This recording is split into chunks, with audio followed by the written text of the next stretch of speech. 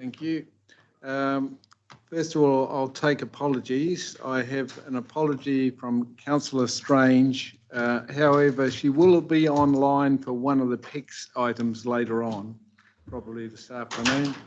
And Councillor Moot has joined us online. So I have the one apology, Councillor Angela Strange. Councillor Kneebone's just 10 minutes late. Okay, so he's here. Cool. So he's here. So we'll just take Councillor Kneebone for lateness. All those in favour? Yes. I'll second. Councillor Hodge moves. All those in favour, please say aye. Aye. Those against, carried. Confirmation of agenda. Just before you do, Mr. Chairman, Yep, sure. I'd just like to raise that unfortunately someone's seen fit to steal my photo from the Councillors' Lounge, which I take exception to, and I ask that if it's not returned, that you report this or the CEO report it to the police. It's just having stuff stolen from the chamber here is not good enough. It's serious. And I know that people would love it, like Winston Churchill. Some think I'm much like him, or some say Donald Trump, but they're no doubt going to put it above their fireplace. But I would like it returned, please. A collector's item, obviously. Thank you very much. The CEO staff is undertaking evaluation and trying to discover what actually happened. It appears that it vanished a couple of days ago. So we're just having a look into that. Yes. So we'll look into that. Thank you, Russ. With that, we have a fairly long agenda and a little bit of training in there as well in the middle. So I'd like to confirm the agenda, but before I do, CEO, would you like to make a comment, please? Yes, thank you, Mr. Chair. Just to advise you that for one of the public excluded items this afternoon, item 10.2.2, which is the Waikato screen application, the consideration, the directors have asked if they could actually attend and possibly even make some comments for that paper. And so the advice to them has been that at the chair's discretion, that could happen, and just ensure that councillors are aware of that. So that being a public excluded item, that will be, I will allow the directors to attend during that item, but it being public excluded, it will just be those directors, not anybody else. And for councillors' information, my intent is it's not a full presentation because that's been made before. It's about a short statement of the position at the moment, and then opportunity for councillors to ask questions, and then deliberations will be still in public excluded. So basically directors will be asked to leave after they've answered any questions. So that's where we're going with that one. Mr. Chairman, just apropos that topic, and I totally agree with that. I think it's of great interest, and but when you say they come to present that, I only one vote, but I think we need time where they actually depart so we can have a full and frank discussion among ourselves without the applicant being present. That's my intent. My intent is that they, it's not a full presentation, it's basically to update us on the current situation, and then for councillors to ask questions and have those answered. Then we will have a full public exclude where they leave and will be in deliberations and discussions and make decisions. After the decision is made, that will be reported into the public open section. So after we've had the deliberations. Thank you for that. So with that, I'll confirm the agenda. I'll move that, or had a move for that, or no, I'll move that agenda be confirmed, seconded by Russ Remington. All those in favour, please say aye. Aye. Those against, carried. Any disclosures of interest by councillors in respect of particularly the items on the agenda? There being none, we'll move on to confirmation of the council minutes of that's item 4 on page 4. So if you just refer to your agenda papers there, can I have a mover for those minutes? Yes, Councillor Virco. Nice to see you back at the table after that meeting earlier on. Thank you, Councillor Virco. And Councillor Jennifer Nichol will second. All those in favour, please say aye. Aye. Those against, carried. Committees reporting to Council. On page 16, we have the CERC, the CE Employment Remuneration Committee. We'll be considering some items later on that that have been put forward through to Council in public excluded, moved by, yes, Councillor McPherson, and I'll second that. All those in favour, please say aye. Aye. Those against, carried. So we move to page 19, and that is the Strategy and Policy Committee. Pamela Story. Thank you, Mr. Chair. Just the minutes offering them a motion that they are a true and correct record, noting the Section A decision items and the submissions that were discussed at that meeting have been presented. Thank you. And I will second that those minutes be received. All those in favour, please say aye. Aye. Those against, carried.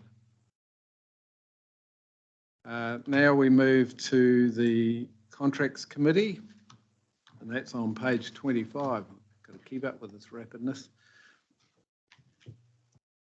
We're making good progress. So these are all Section A items, and there has been our contract extension with BP was presented, and quite a lot of discussion around that. We eventually put that through and got clarity that that's certainly in the best interests of Council. So I'd like to move that those be received, those minutes. And Andrew, would you like to second those minutes? Okay. So you got Councillor Kneebone. Can I just have a question about yes, it? Sure. Yeah. So I noticed that Councillor McPherson voted against it, and I thought, I don't really know a lot about this, and I wondered if we could please have a little bit more information about it and perhaps an explanation about what the concern was. Yes.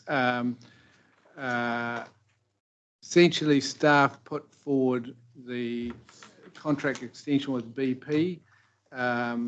My comment is that some of the compelling factors were, it was definitely a price advantage in terms of what was presented to Council. The other consideration, which was of some moment and discussed, was the network, the ability of a network. And the discussion appeared to me to mainly revolve around whether a New Zealand business was being backed or an international. But there might like to be further comment by Councillor McPherson. Thanks, Kathy, for asking that question. I have a real problem with this, agreeing to this. My problem is we've got a young Kiwi company that's got a head office just over the hill, and we didn't even go and talk to them. We didn't even give Waitomo the benefit of a conversation. So I think that's wrong. I think the optics for a company like this that's getting started, that's a Waikato family, that's creating jobs for Kiwis, especially in the Waikato, they should have been shown more respect. So I voted against it. Right. Thank you, Councillor McPherson. We won't be debating because it's a Section A item. So, but I did accept that you asked that question and we got the clarity on that. So thank you for that. Can I just question. ask one further question? Sure. So why did we not go out and talk to anybody else other than BP? There was, I understand, quite a number of parties that were involved in the consideration. I'll ask through the CEO might like to identify the appropriate staff member to answer that question. Yeah, I think Janine would be placed to answer that. So our CFO, come to a microphone.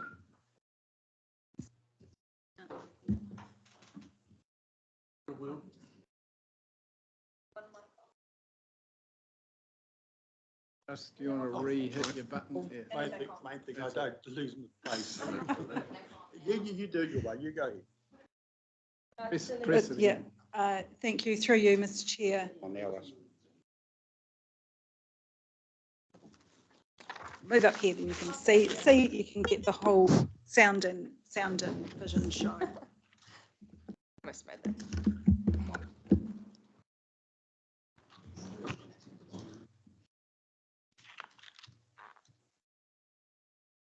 Take a while to fire up on that one. Takes a few seconds. Here we go. Thank you. In action. Thank you. Through you, Mr. Chair. So the contract that was put forward for the consideration of the Contracts Committee was under an all-of-government arrangement. And so as discussed with the committee, where there is an all-of-government contract available, then that is our sort of first preference, given the negotiating power, and particularly in relation to this fuel contract, the number of participants in it and the volumes of fuel that are purchased through the agreement. It was noted in the discussion at the committee meeting, and it was largely at the request of the Tenders Board, that some benchmarking of prices or savings achieved through comparative purchases at alternative fuel providers had been undertaken, and that sort of point analysis had confirmed that the contract with BP was providing value for the council. Thank you, Janine. So that was, as I remind you, it's a Section A item, but there was a range of discussion, and it was agreed that it was in the best interests of council to actually accept that in the end. So thank you for that, councillors. We now have Councillor Husband and Councillor Remington to speak. It's just a question on the minutes. Yes, sure. Page 25 is, can someone explain what, is that New Zealand Defence Force? That's not the New Zealand Defence Force, obviously. Because if it is, it's spelled with an S, not a C. Yeah, that's correct. Correct. There's a correction to that notation. Thank you for that. All right. Obviously, well read. Cover to cover. Well read. Cover to cover. Thank you for that, Russ. I thought Councillor Verco would pick that up, but Councillor Remington. Barry, and well chaired. Section A is for noting, but questions can be asked, and I think you're chairing it bang on the money. And this is council to finally endorse or otherwise. So because it's Section A, it doesn't mean you have to agree with the contract subcommittee. I'm not saying that to you, but to other councillors. I think you've raised some questions there, and Councillor McPherson, I'm going to propose that you sit again on this matter. Point of order, Chair. I think there's a more fulsome response due Councillor White, and I'd like to offer perspective. Basically, we second-guessed the market. We assumed because we couldn't buy fuel in Whitianga from Waitomo that they wouldn't have a 500-litre tow-behind tank that they might consider, being a nimble, flexible New Zealand organisation, to meet our needs. So we looked at New Zealand Defence Force and said big is beautiful, but we didn't show enough respect to the people in our rohi. I do take the CFO's comment that there was clear evidence that was a very significant reduction in cost that was considered over and above even what the farmers discounted. So it was very significant. So the whole thing revolved around, as I understand it, Councillor McPherson, around New Zealand company and its ability to provide a network. So those were the two matters. The question is whether how you weigh up those matters. In my mind, ratepayers' money is very important in terms of these days and the costs. So hence, for me, that certainly won the day to ensure. Would I just, want me to vote against it? Do you want to motion that, see what expected that we sit again on this matter? How do you propose to handle this?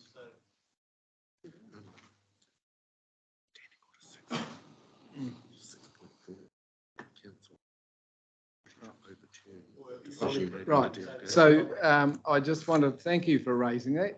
Obviously, we've got a couple of meetings to go in the triennium, and you've got to test the chair. I'm just referred to my colleague here in Democracy Services. Decisions made under delegated authority cannot be rescinded or amended.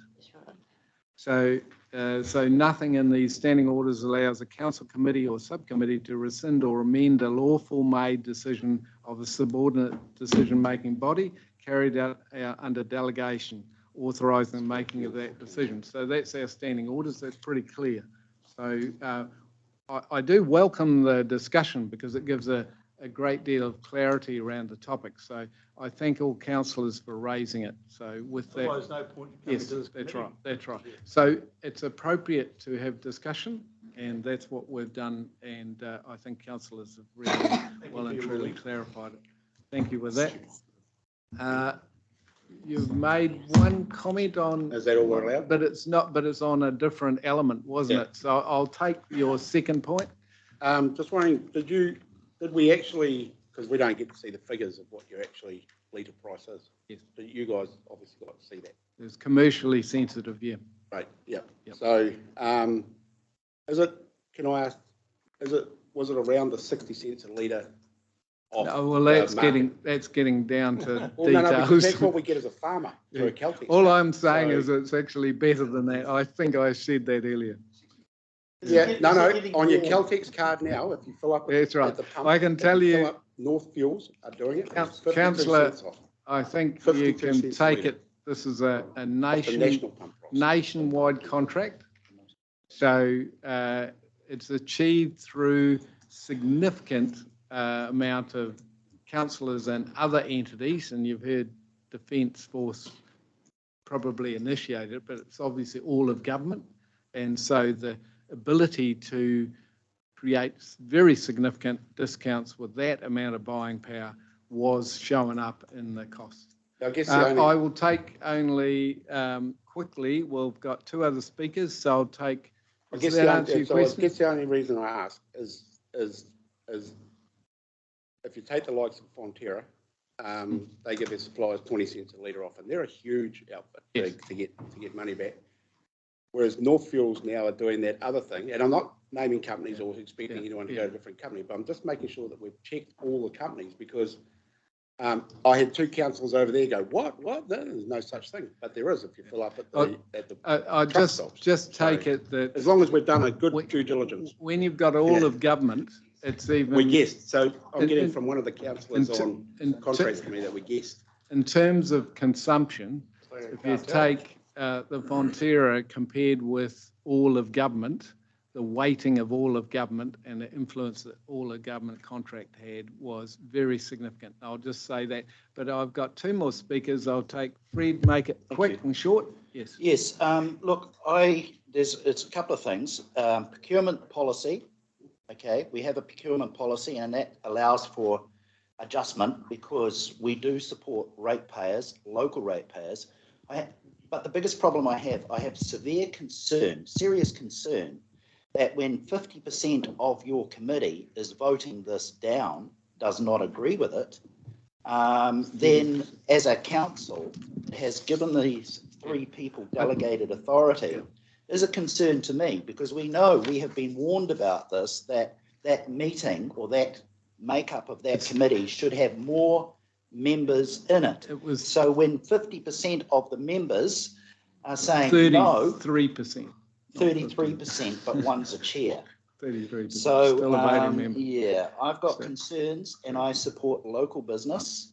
And if it Under- means, because we don't know the figures, So your point is you're just raising the numbers on that committee. It's something that the incoming triennium, the new council might consider, but that's really up for that well, it's council a to concern consider. to full council, I would So, hope. yes, for the new council, I think it's appropriate. Councillor Verco.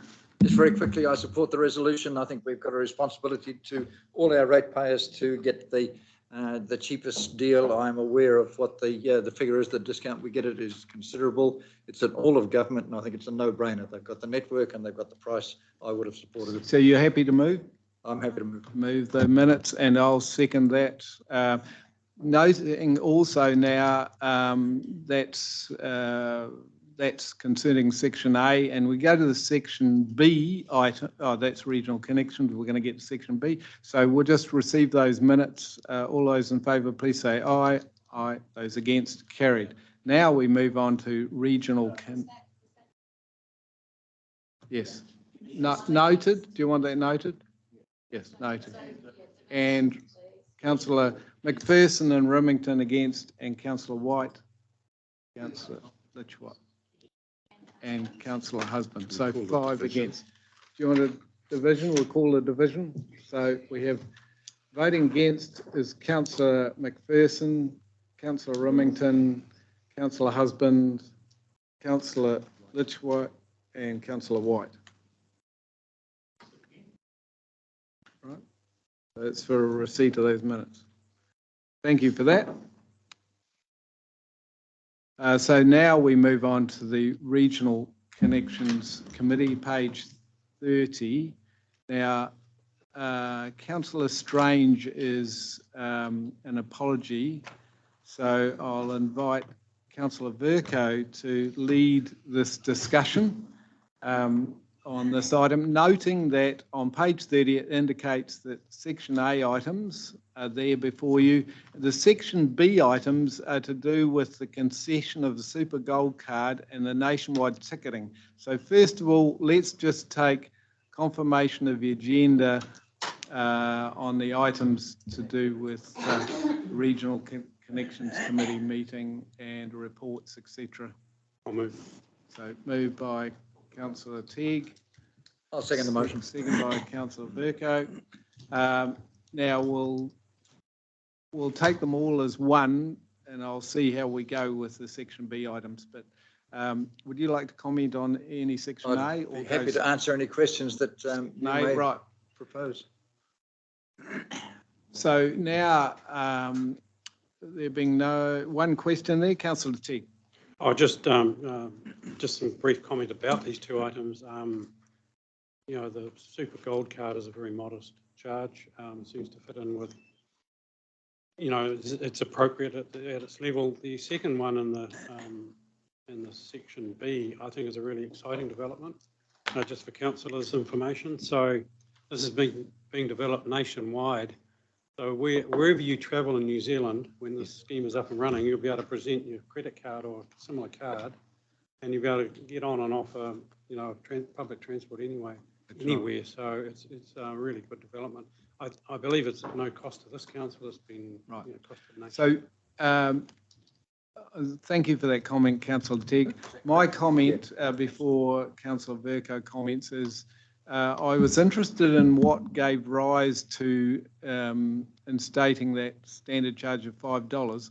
What was reported to the committee was that Supercard gold holders from outside the region in particular were making a considerable impact on the system in terms of those requests and getting those cards for free from outside of the region. So there was administrative cost in the burgeoning explosion in that area. So it was appropriate, and the reason why it's recommended to council is, and this is my reading, is that charge would cover just the new ones. It's not for anybody who's an existing card holder. So don't think that if you're an existing card holder, you're basically lumped with this charge. It's for any new card holder who's coming in, and it's to cover that costs of that side of things. So that explains 7, and I will now ask Councillor Burko to comment further. Oh, it's just, we've been asking for ages to get a uniform card system throughout the country. It made a nonsense when we started Te Hui, and you had to get a card from Waikato, and that would take you to Papakuri. You then got off the train and you went and got a different card to get through the Auckland network, and it was a bloody nonsense. This has solved the problem we've been asking for ever since we started Te Hui. So well done. Councillor Remington. Yeah, no, good response. Through you, Mr. Chair, just Hugh, with the super gold card, which I think is one of the greatest things that Vincent Peters actually developed. I think it's just awesome in Australia. That's called a community card, and it's just part of life. It's fantastic. So well done to Vincent Peters on that. But the question I have, Hugh, is the super gold card, is there any time restrictions? I.e., at peak time, can I use the gold card? And you use the gold card too? Or is it time sensitive? Thank you. It's not time sensitive. Councillor Husband next. Yeah, I was just wondering, Hugh, I'll probably talk to you offline, but the B card still only gets you to Parnell. It doesn't get you around the Auckland network. It absolutely doesn't. The new system will be, the whole of the country will work off the same system. Oh, brilliant. That's So, brilliant. so that's that item that's been recommended to you in that next item is to move to a nationwide system. Kids go to school up there. So they'll get to Parnell. That's right. Thank you. Councillor Burko, do you want to make a final comment before I put No, we've been asking for it for a long time. This is progress. Yep. Thank you, Councillor Burko. So I'll now put the receipt of A's and the recommendation be approved. That's section B's. All those in favour, please say aye. Aye. Those against, carried. So now we move from regional connections to recommendations of finance and services for urgent council consideration. I'll hand over to Chris first. This is quite significant and important. Thank you, Chris. Just a prior statement as John Crane comes forward. I think that this is only part of the Finance and Services Committee that was held earlier this month. The rest of it will be coming through to the September minutes. So certainly RSHL, Regional Sector Holdings Limited, that this council was a founding shareholder of, is looking to transition to be a wider regional sector service.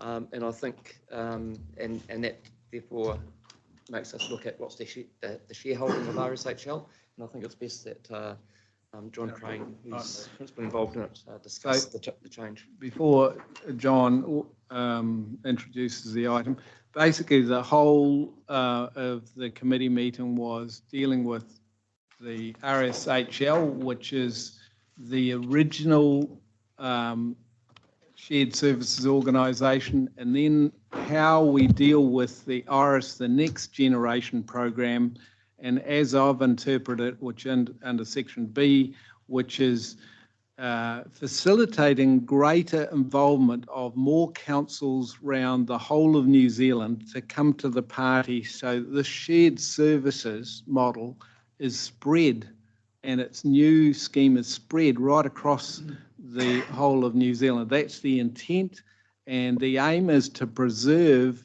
our council's position with respect to the IT and other on the original program, the IRIS program.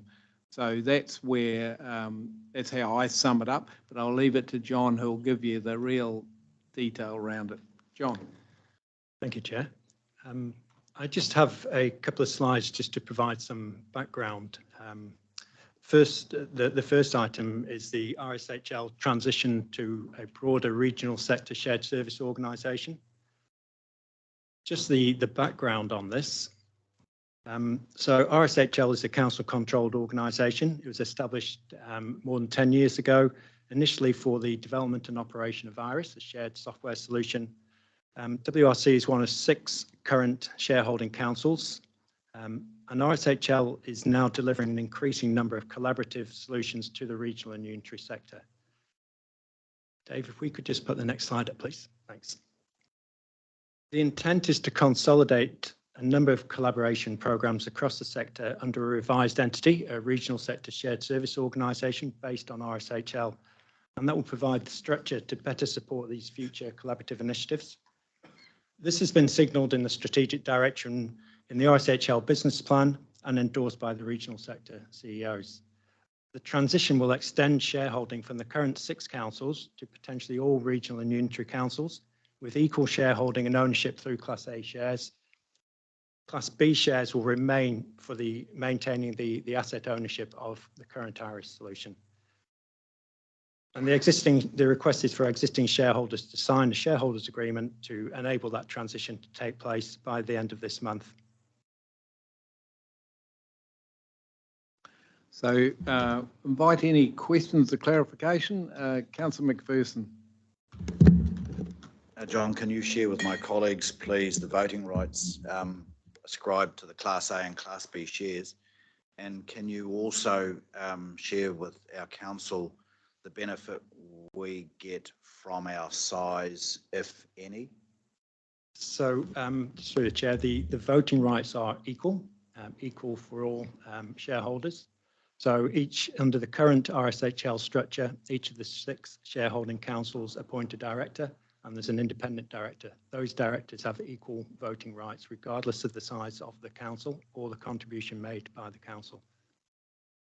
So, as I understand it, even though there's equal voting rights, there has been, John, for the existing, has been significant benefit to council in that if it had tried to fund entirely its software, it is gained by having those involved parties.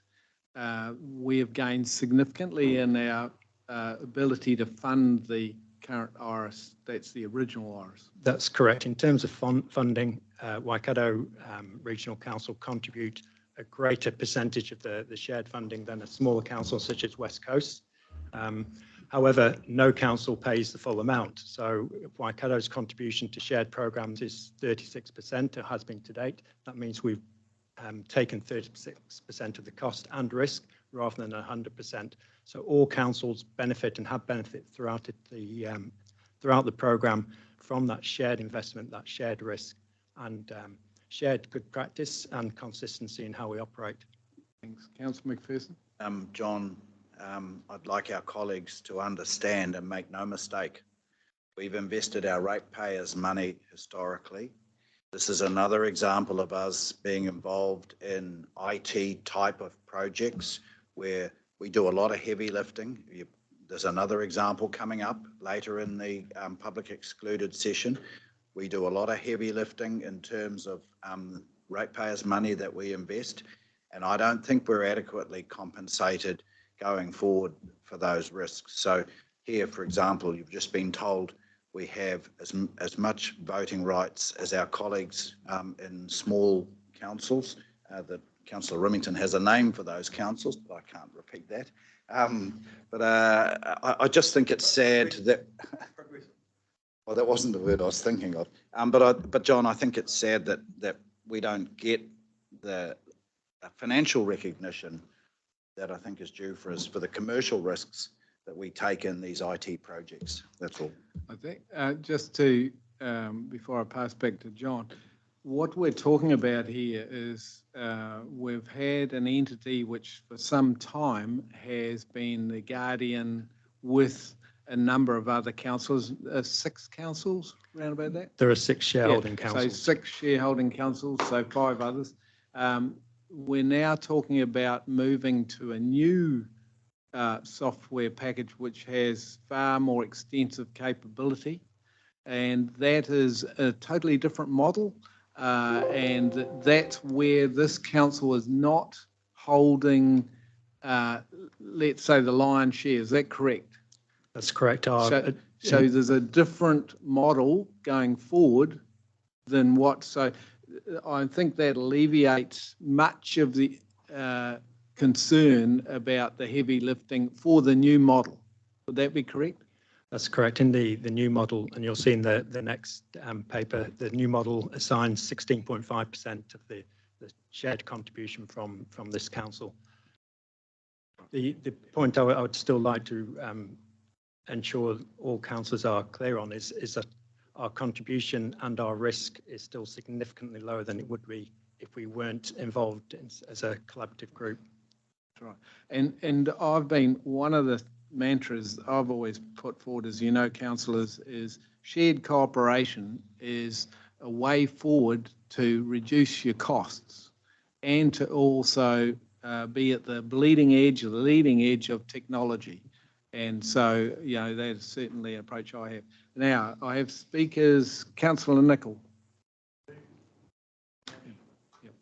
Yeah, thank you for presenting that. My question was around what determines how much each council pays, but overall my comment would just be I've been a fan of the RSHL for a long time and the benefits we get from that, and it makes a lot of sense to me to band together in the regional sector when the when local government obviously can get so many benefits from doing things together rather than in individual parts based on the amount of, I'm going to say, power we have in the great scheme of things compared to central government, who obviously have a lot of national type systems.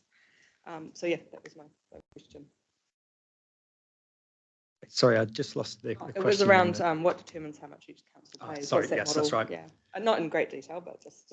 The model for the existing RSHL was quite a complex one, worked out approximately 12 years ago on a combination of a population, of revenue, of staff size. So I think there were 6 components that made up the calculation as to the proportion of share ownership. Going forward in the new model, there has been an agreement across the regional chief execs of a division between large, medium and small councils, and we are in the large category. Right. And that's based on, a general assessment of the size and ability to fund. Thank you. Appreciate that. Thank you. Thank you. Councillor Burko. Yeah, totally support it. It's a way to go forward and that councils need to work together. The problem that you've got when you start saying that we are larger, so therefore we should have more say, is you blow the whole system of working together out the door. If you look at what we did many years ago when all the territorial authorities had their own building departments and the building inspectors with different interpretations of what the legislation actually required, and the builders were tearing their hair out saying, why do I get this answer from Waipa and a different answer from Hamilton City and the right answer from Matamatapiako? Is there a better way? So therefore we got them all together, and it's the collective agreement of all to achieve a common goal rather than I'm bigger than you and I will outvote you. It's not a voting system. It's saying, hey, if we work together, we can achieve something that we will all benefit from it. I totally support it. Thank you, Councillor Burko. Councillor Kneebone. Thanks. Now, look, similar sentiments. Look, I acknowledge the concerns Max raised, but there's a range of different ways in which we work with our district councils, for example, big ones and small ones. And I think if we go down the track of wanting more say due to our size, and I just have to think of the Regional Transport Committee with our smaller district councils as well. I just don't think it would work. So I'm very supportive of what we're proposing here. So with that, I have a mover and a seconder. I'll put the motion that Section A items be received and the Section B approved. All those in favour, please say aye. Those against, carried. So we now move to, thank you, Council, we're doing very well. We move to the health and safety. We've got a second part, have we? Second part. We've got a second resolution. I have to ensure we get through that. There's a second resolution which is on, is that? All right, so we have to treat 6 and 7 separately. Right. So if I could just help, Mr. Chair. So the first part was about the shareholding of RSHL. Right. The second part is about involvement in the IT development of Iris. So the mover and the second of the last motion, happy to do the same? Yes. I'll put that motion. All those in favour, please say aye. Aye. Those against, carried. So now we move on to a new report by a new health and safety person. Thank you, John. Mr. Chair, so I think Neville Williams, who's still in isolation with COVID from home, is joining us to lead this discussion. As you know, Nick Hollington's left. Marie Fullerton, who's our senior health and safety business partner, is on leave currently. And so we have Neville going to lead it, and we've got Matt Teague, one of our health and safety staff, with considerable experience in this area to assist in the council. Neville. Kia ora and good morning, councillors, and apologies for not being there today, but I think given the current situation I'm in, it's probably in everyone's best interests. So look, you're well and truly familiar with the format of this reporting from now on, having seen it on multiple occasions. I'll move through fairly quickly. I guess of particular interest is a number of staff who've taken up the opportunity to have influenza vaccinations. We're pleased to report that that number's now gone up to 48.4% of our staff overall have taken the advantage of that opportunity. We're also focusing a lot on psychological hazards and risks, and that's been discussed previously at council meetings, recognising the significant impact conditions of this type have upon our staff, and our focus as an organisation to try and mitigate and manage those situations, preempt them where possible, but mitigate them when they do arise. We're also moving quite well in terms of our event and near miss reporting. We've discussed that obviously at every council meeting, and most recently we've talked about the campaign that commenced in April to increase the number of reporting and staff awareness.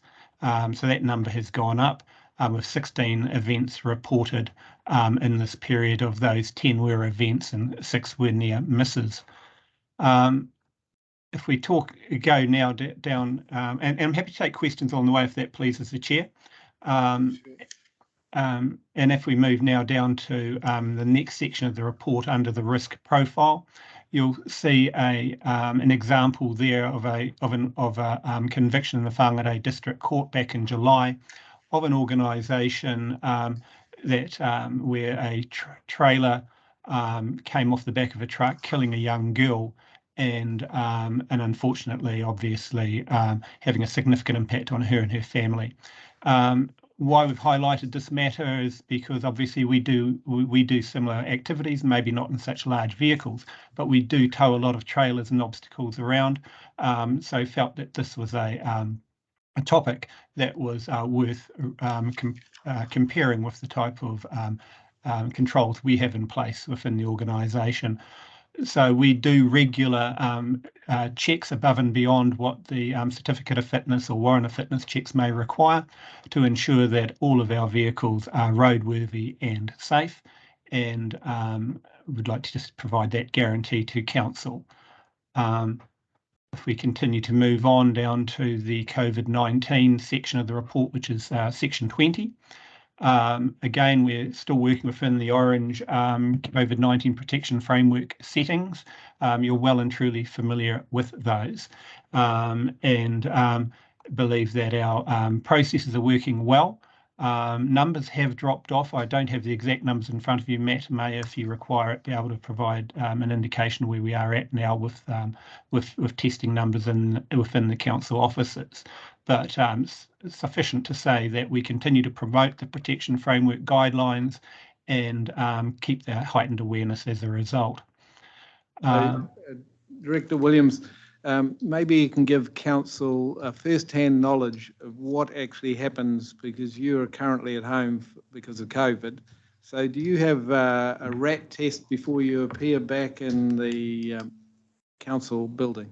Yes, and do you have those at home, or how do you go about that? Yes, I do have the test present with me, and yes, that's one of the things that I'll be taking prior to returning to the building. Once you start to manifest symptoms or believe that you've been exposed to COVID and you have a test, you're required to, if you're at work, as I was in my particular situation, to leave the building immediately, to go home, register through the COVID app your situation, which you'll be provided then with support where necessary. And in my case, I've received great support. And then when you're cleared to return, you can come back into the building. We also use a process of notification, a workflow process, whereby you alert your situation through to health and safety, and they put in place the required controls to ensure that those people who should be alerted are alerted, and any cause for concern is mitigated to the greatest degree possible. So just the other area what might interest councillors is, have you, I presume ELT has discussed this at some length, have you noticed any challenges around your team being able to continue the work and the work of your area in this situation? No, it's been surprisingly smooth and seamless. And our remote working capability, obviously, is how I'm participating in this forum today, is first rate, and it's standing up well to the requirements, these unique requirements we operate under today in this, I guess, this COVID context. So no, everything has been continuing as normal. I've been participating in ELT meetings, a number of other committee meetings as well, of which I'm a member or have a role to play this week, and staff are getting on with their responsibilities accordingly. Thank you for that. You can carry on with the report. Thank you. So we'll move on now to, I think of interest is under section 25 of the report is the graphic that you'll see in front of you, which demonstrates where the flu tracking from a national perspective is sitting currently. So we are starting to come through to the tail end. There's a month or two to go probably of the flu season, but we're on the downside of the peak. You'll see in the brown line there, which is the current 2022 year up into the 1st of August, correlates quite closely with the 2019 line, which was pre-COVID. So that COVID situation, the yellow and the blue lines for 2020 and 2021 show very low influenza rates given the lockdown periods and so forth occurring. As we've come out the other side of those intense lockdown requirements, we've seen the influenza rates start to go back up to somewhat normal levels. So I thought that may be of interest to council. Thank you, Neville. I have some questions for you. Councillor Husband. Yeah, hi, Nev. G'day, mate. Get well soon, mate. Thank you. I just, the vehicle crashes, I've got a couple of questions, if that's all right. Vehicle crashes on page 39, and the answer is drive. It's like we're in especially in our ICM directorate, you're in a part of council that you need to do face-to-face stuff. And I hope we're not encouraging to start not doing that and using health and safety as a reason not to fall in the water. And when you're dealing with landowners, especially, you need to have face-to-face. And that's why we've been so successful in our ICM group, that we do encourage that face-to-face stuff. So whether it's good, bad or ugly, we encourage that face-to-face. So I'm concerned that we might be sending a message to staff to just do it remotely if you can. Yeah, I don't know. That's how it looked to me. No, I understand the concern that you've raised, and it's probably best addressed by the ICM director. But my understanding is that where suitable, staff continue to meet face to face with landowners and stakeholders in the field. They continue to attend public meetings and so forth to ensure that we are communicating effectively and getting our messages across. But it's not just confined to ICM. We have staff in the SPY Directorate, for example, who are currently undertaking a vast array of public meetings and consultation processes. They do those both virtually and physically.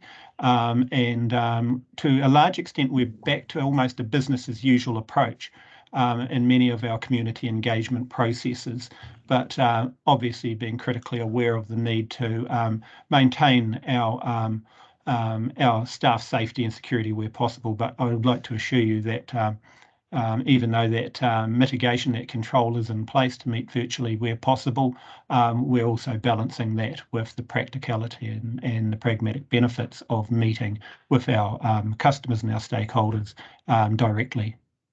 Okay, I understand. I get it. I just would be worried, Mr. Chair, if that's left to the interpretation of staff. Right. So I think me personally, I'd meet remotely every single time I could. Okay. Right? And not drive out my driveway. So I think it's important that as an organisation, we're sending a clear message that, hey, no. It's only if you definitely can't. Thanks, Councillor. If you I've got a couple more. Unless before we're in a you complete rush. Okay. Ask the next. I'll leave Greg there to answer that actual question later on. So we'll come back to you later. But just hang in there. Next question. When you're talking about the reporting of rat tests and things like that, has any councillor been asked to do a rat test before they come back in? Because I certainly wasn't, and I don't know if any other. Were you? No. So we're okay to come back in the building and spread them out? So comment on that, Director Williams. Hey? The councillors are asking. Myself at home, I'm negative. I'm responsible. Asking. But the organisation. As I understand it, the protocol is quite clear that councillors, where they've got symptoms or are returning, they should be taking a rat test. There is provision. Can you just go over, is there provision for councillors to obtain rat tests? Look, I'll pass that question over to Matt. I believe, yes, there is. There's absolutely provision for councillors to obtain and undertake rat tests via our health and safety team. But Matt, if you could just clarify the protocol, please. You're going to wait until what we'll do is I'll just finish my last question. If you take with the election period, just one more. The election period and the 1080 stuff that's going on up in Coromandel, how are you going to keep councillors safe as they're going around doing electioneering? Because there'll be a lot of community meetings up that way. So how you, because I don't know what's going on up there, but it sounds like it's getting pretty nasty. So from that report that came out from Health and Safety the other day. So what are we doing to protect future candidates and people that are running for WRC or existing councillors up there? Again, we probably all think it's a joke, until someone gets shot. I'll put it to Chris first, and then Neville if he wants follow-up comments. And I'll highlight Mania if anyone thinks guns won't be used. Councillor Husband, good question. I'll have to check with Marley, the electoral officer, of what we are able to do in terms of advising of any security risks we might be aware. But I'm not sure it's within our responsibility to be able to determine where electoral candidates go and who they see, who they talk to. You should be advising them. If you've got information that you're sitting on, it should be knowledgeable to all people that are standing for WRC. Well, I suppose it's a matter that, should we make the public aware as well and whose responsibility it is? Absolutely. I will check with the electoral officer about what those responsibilities are. Because then the candidate themselves can say, no, I don't want to go there. Thank you for raising that. I think there'll be some clarity given. You want to take your light off, and then I'll take Councillor White, and we'll collect up all your answers together at the end, Greg. And Remington, Councillor Remington. Thank you for your advice. And then Councillor White. Councillor White, then press it again and we'll get you in some order. So Councillor White, Councillor McPherson, then Councillor Remington will be my order. Is that all right? You happy with that? Councillor White, then Councillor McPherson, and then just following up on questions I've asked in previous meetings. about near misses and just being aware of this Johnston's direct logistics and saying that the health and safety of other persons, it's important that that's not put at risk from work carried out as part of the conduct of the business or undertaking. I just want to know whether the EPA has finished their investigation into the Department of Conservation allegation that WRC contractors put poison bait bags too close to walking tracks. Has that been completed, that investigation, and what was found out from it?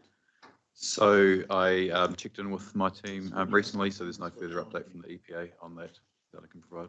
Okay, but will you actually come back to us as soon as we have an update? Absolutely. Yes, Thank so you. they'll be reported through the ICMC. Thank you. So, Councillor Remington, you've got the floor now. You've got a red light. Oh, thank you, Mr. Chair. Mine goes back just in regard to the safety chains, Director Williams, and thanks very much for, while it seems small, it's not, we've just had a fatality. Or other council has. I've had the occasion, which I'm not that proud of, is that when the coupling came adrift from the tow ball, it had a safety chain on it, but over the years, the safety chain had been, had a larger load rubbed on the road, and it just actually snapped the chain itself. And when you're driving and you see the trailer kind of overtaking you, it's not a good feeling, and it's downright kind of, lethal's the word. I noticed a lot of councils, they really do take it seriously, and I'm sure you do too, but they use double chains, and I'm sure you do as well.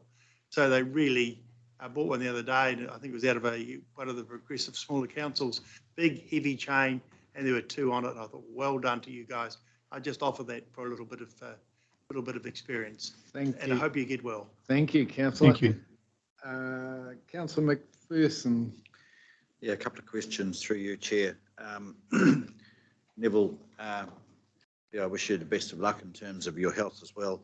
Can you give us some sort of comfort that nothing's going to slip between the gaps as Nick Ollington's left the building and he's being replaced, because there is a risk here that a bunch of institutional knowledge is gone.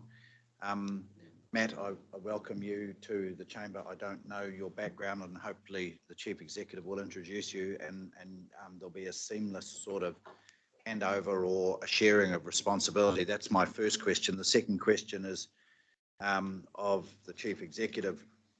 So, Chris, we've seemed to have achieved what we wanted to achieve when it came. Sorry, can you hear? Can you give me some comfort that the apparent lift in near-miss reporting is leading to some sort of insights from you, Neville, and maybe Matt, because I would hate for us to come to this chamber and make a song and dance about near-miss reporting and be told near-miss reporting's gone up. So the next question is, so what? And the so what as a leading indicator of health and safety is we should, in theory, see a change of behaviour and a fall off in accidents and other demonstrations that we've got an actual health and safety culture, not a nominal one.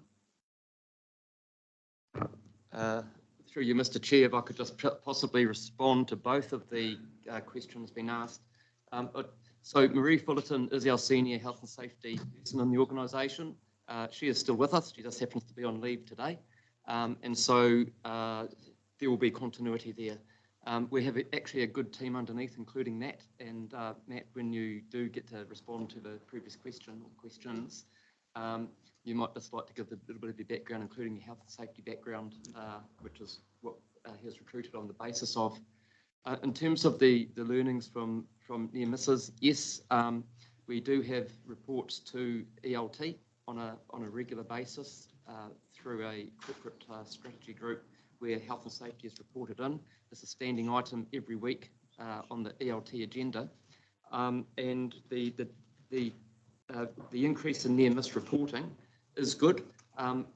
I think Neville would be fair to say, or Matt would be fair to say that it's not coming off a base of serious incidents that have just been near missed. There's a whole range of different types of incidents, and we do look at them and we try and learn from it and put processes in response. Neville, do you want to add to that?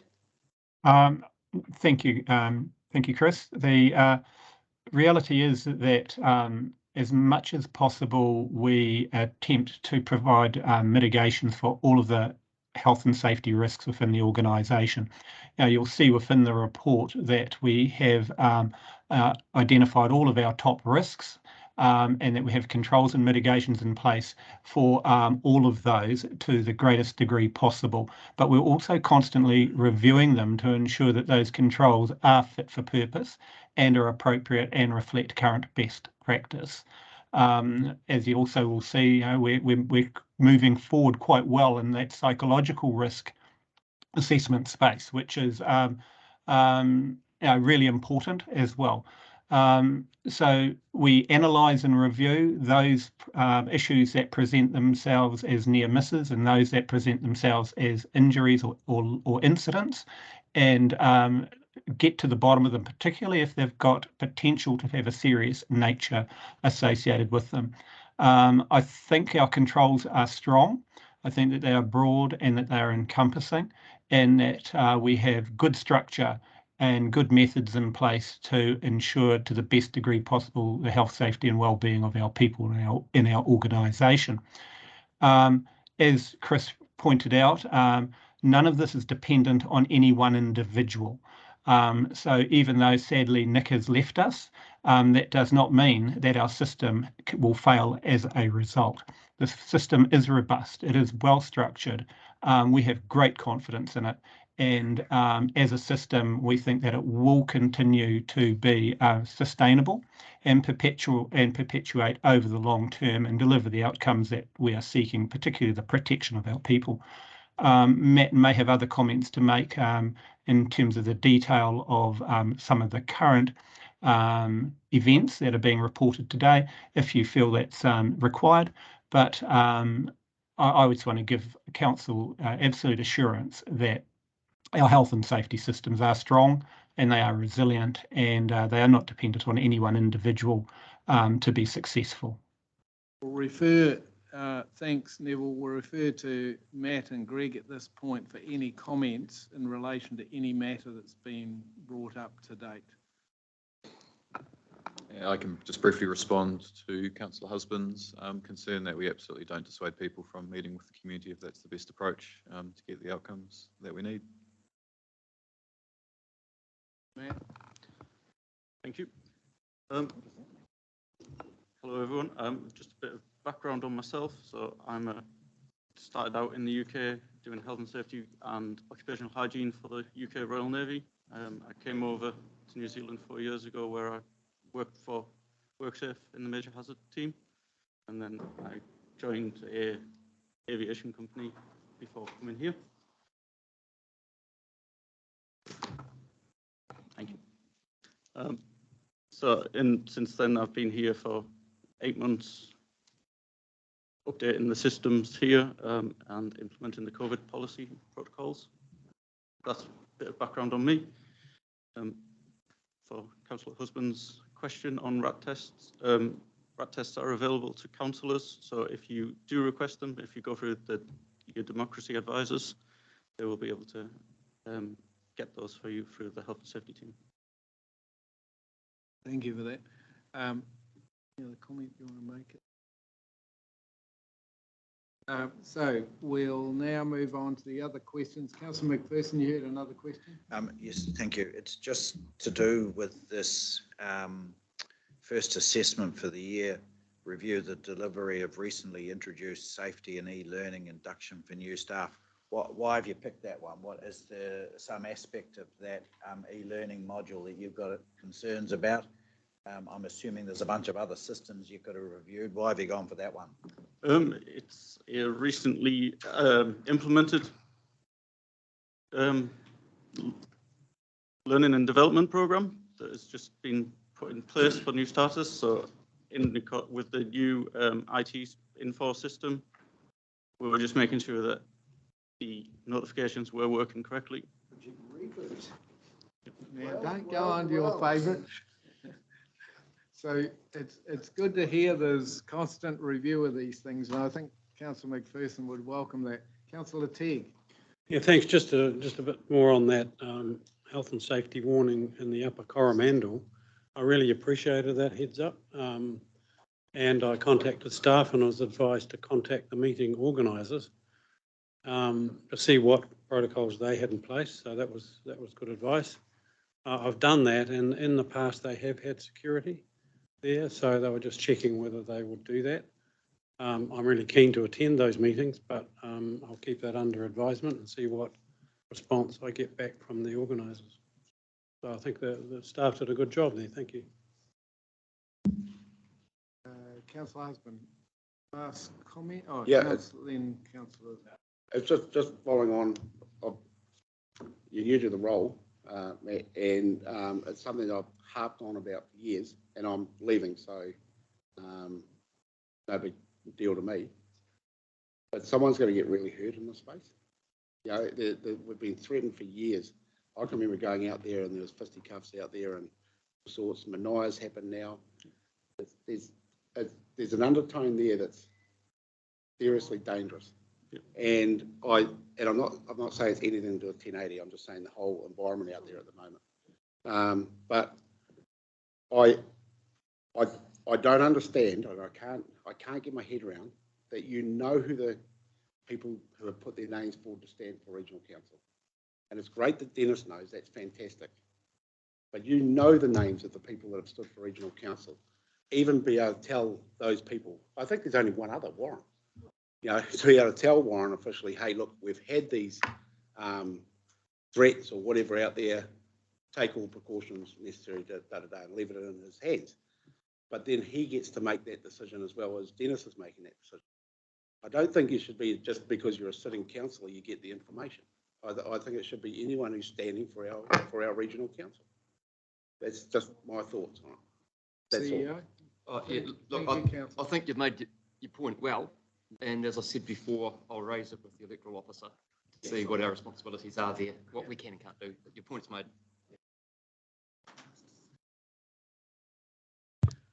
So, Fred, comment? Yeah, I'll keep it real brief. I think Councillor Husband's made the point, and there is aggro. There's a lot of aggro out there. I came across some in Kafia that was pretty horrendous, but there is no police. You know, they're not prepared to respond to what is considered minor offences. And again, we've got a lot of out campaigning, tika whara, where I assume Pamela will be attending, myself, and asked the organisers, and they said police will attend to keep people safe. Because as Councillor Husband's pointing out, there is a lot of aggression out there, and I think it's a responsibility of not democracy services, but of the electoral officer to protect democracy, because people are turned off and targeted when their names are broadcast as standing for local government, when we have so many disruptors and well-known wanting to turn democracy on its head. So we need to be protecting democracy a little bit better than what we are currently, in my opinion. Thank you. Thank you. Councillor Romington. Thanks, Barry. Mr. Chair, just through you, Chris, do we still have a register of kind of, the word is perhaps persons that are a bit unhinged? We used to have that. In fact, I think one became a kind of a councillor. Do you still have a register of persons that you are concerned in the community? That's the first question. We don't have a register of all persons who could be of concern in the community. We certainly have a security register where there have been incidents which we keep a record of. Correct. And the second question or statement, Barry, is that just in the last few years, you see it wins and you see it banks. Unfortunately, the persons, organisations want to protect their staff, and we're saying, hey, we want to protect the candidates as well. I mean, there's just today, banks are open only 3 days a week for that very reason. And wins are the same thing. You've got to have an appointment to go there for good reason to protect the staff. I just think the question and the red flag that has been raised today is an important one. Yeah. Thank you. Thank you. Just to be aware, this council and electoral officer treats candidates and sitting councillors as absolutely equal. There's no, any information supplied to one must be supplied to the other and so on. So that's basically how it has to happen. Councillor Nicol? Oh, yes. So since we're just on that topic, I actually happened to watch the Stuff Interactive last night, Fire and Fury. It was around the Parliament protests and so forth. I do recommend it, but I just thought I'd say that it really would be worth putting some consideration, Chris and team, into the induction for new councillors and just a holistic understanding of the disinformation, misinformation. I think we've talked about that before, and the trends that are underway, as well as what we kind of touched on there now as to keeping safe as a politician in general. Just be nice for that to be part for the next council.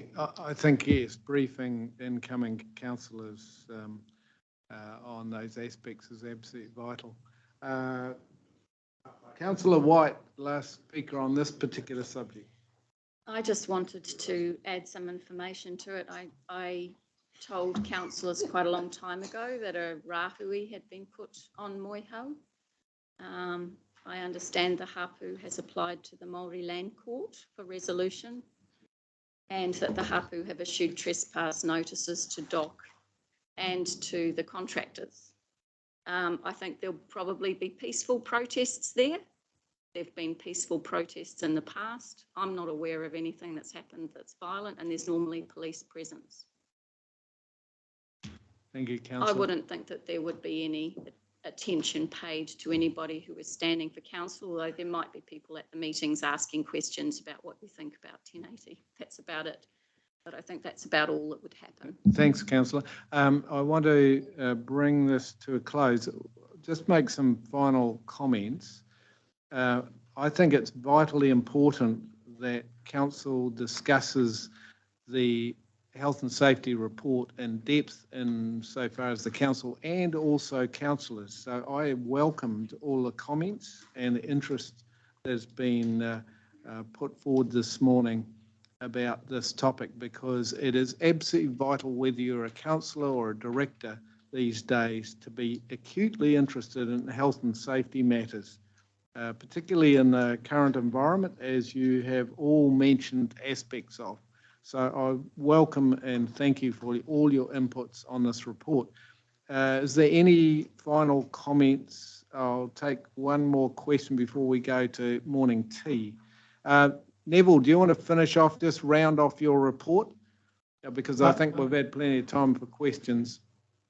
No, look, thank you, Chair. I think the report, as the remainder of the report, is reasonably straightforward and doesn't need any further coverage from me.